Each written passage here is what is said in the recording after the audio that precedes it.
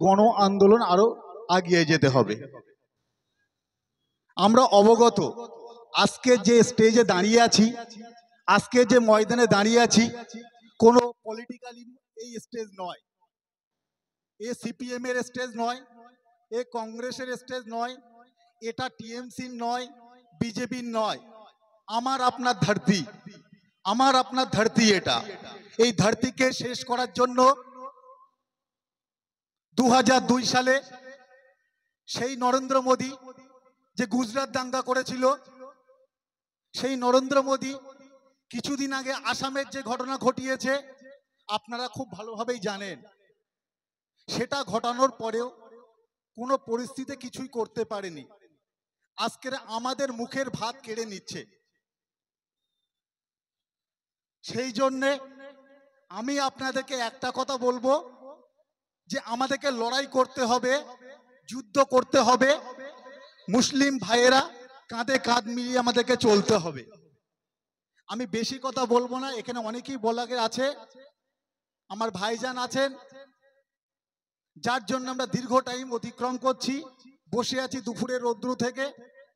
আমি ভাইজানকে বলবো, আপনি আপনার যে উদ্দেশ্য নিয়ে এসছে, যে প্রতিবাদের মঞ্চ আপনি গর্জন দিয়েছেন, এই গর্জনের সঙ্গে আমরা একত্রিত একসঙ্গে আগামী দিন পর্যন্ত, যতদিন পর্যন্ত কালা আইন আমরা না ভাঙতে পারবো, ভারতবর্ষ জুড়ে প্রত্যেকটা রাজ্য আমরা মুসলিম ভাইয়েরা একত্রিতভাবে এই যুদ্ধ লড়াই চালিয়ে যাব। ধন্যবাদ। মোবারকবাদ মুর্তজা ভাইকে।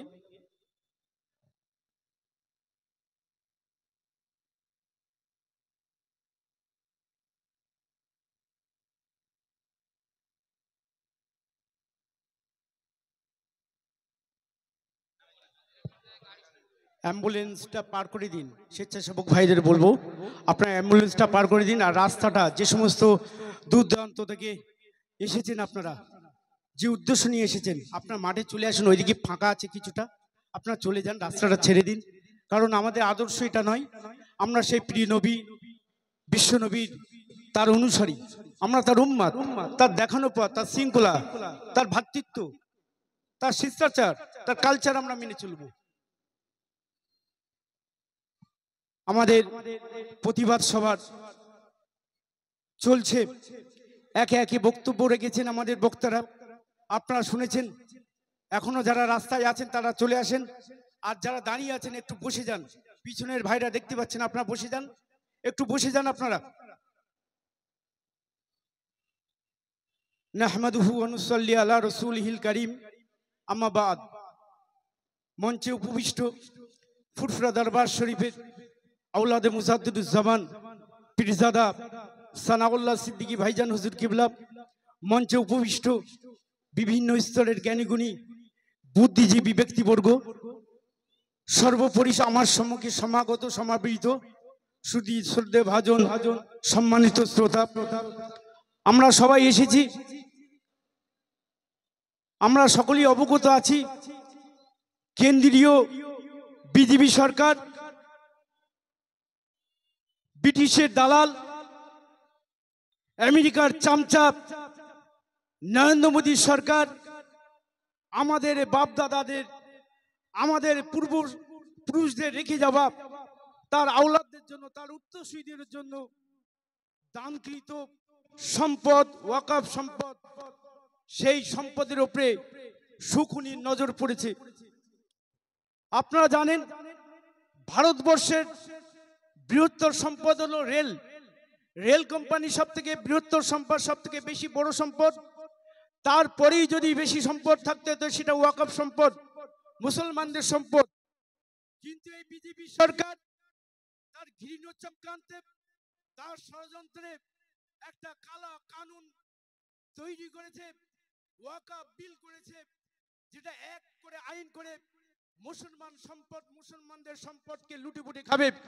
বন্ধুগণ, আমি সেই বিজেপি সরকারকে প্রশ্ন রাখি, মুসলমানদের যে সম্পদ আছে, হিন্দু ভাইদের দেবত্ব সম্পদ আছে, আদিবাসী ভাইদের জঙ্গল মহলে জঙ্গলের সম্পদ আছে, বন্ধুগণ, কোন সম্পদের উপরে লক্ষ্য নেই, বিশেষ এক জাতি বিশেষ এক ধর্মের উপরে এদের নজর টার্গেট।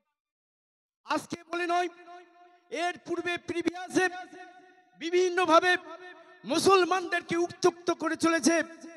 আপনারা জানেন এই বিজেপি সরকার, ব্রিটিশের দালাল, ফ্যাসিস্ট দলের নেতা নরেন্দ্র মোদী সরকার মুসলমানদের বিভিন্ন ধর্ম কেন্দ্রে ধর্মালয়ে বিভিন্ন ভাবে আঘাত এনেছে। তৎসহ আকলাকুরকে হত্যা করেছে, আফরাজুলকে হত্যা করেছে, এমন করে জুনায়েদকে হত্যা করেছে, নিরীহ নিরীহ মানুষকে হত্যা করেছে, এমন করে 270 ধারা প্রয়োগ করেছে। আসামের বুকে বর্বরচিত এই ঘৃণ চক্রান্ত করেছে মুসলমানদের উপরে। শুধু তাই নয়, এমনি ভাবে হাতরাসের উপরে, আদিবাসীদের উপরে অত্যাচার করেছে, উন্নয়নের মতো ঘটনা ঘটিয়েছে। বন্ধুগণ, এখানেও তারা থেমে থাকেনি।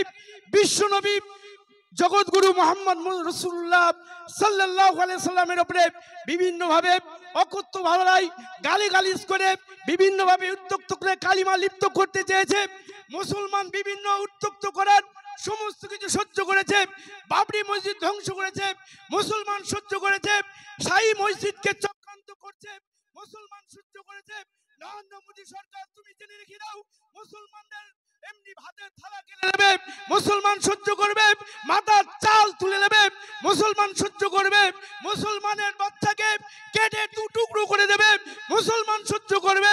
কিন্তু মুসলমানদের রক্তক্ষরণ, মুসলমানদের স্পন্দন, মুসলমানদের হৃদয় আল্লাহ আল্লাহ রসুলের সম্পদের উপরে আঘাত করবে, মুসলমান সহ্য করবে না। বন্ধুগণ, আমরা ভারতবাসী